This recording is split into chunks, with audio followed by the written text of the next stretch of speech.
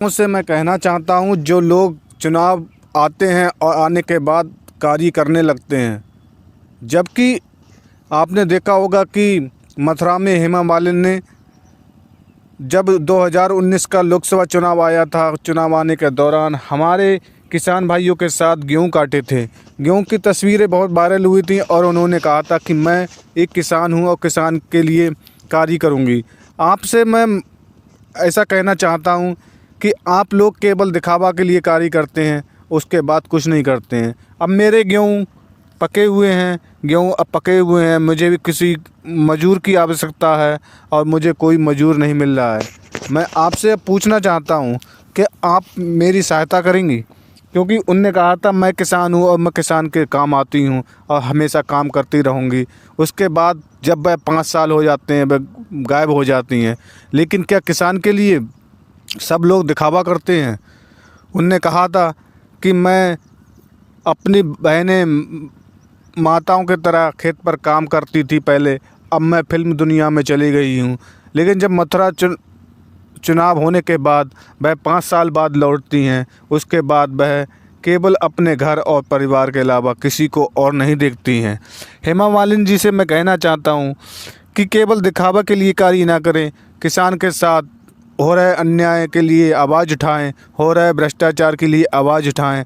आज किसान इस तरह त्रस्त है कि उसकी आय दुगनी की जगह आधी रह गई है।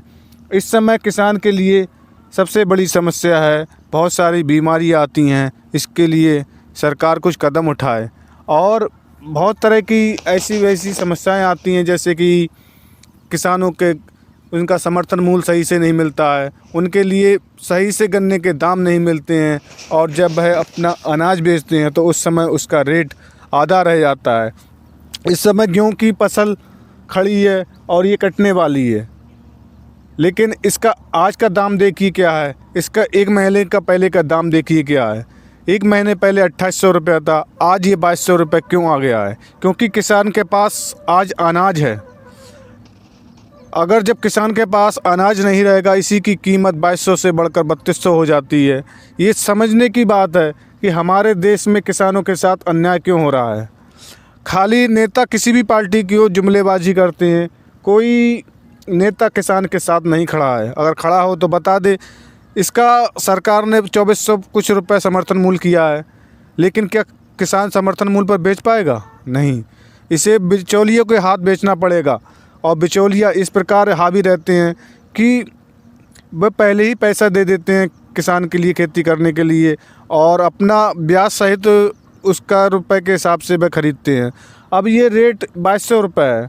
अगर 2200 रुपये जब इसी रिक्स का रेट है और किसान के पास 2200 रुपये का रेट है, जब किसान इसी गेहूं को लेने को ले जाएगा 1 महीने बाद, तो 3200 क्यों हो जाता है? इसकी जवाबदेही कौन करेगा? कि मोदी सरकार की जवाबदेही नहीं है, योगी सरकार की जवाबदेही नहीं है? किसानों के साथ अन्याय ना हो। हेमा मालिनी जी ये कदम उठाएं तो हम मानेंगे आपको कि आप किसान के साथ हैं, किसान की हितैषी हैं, किसान के लिए कार्य करने वाली एक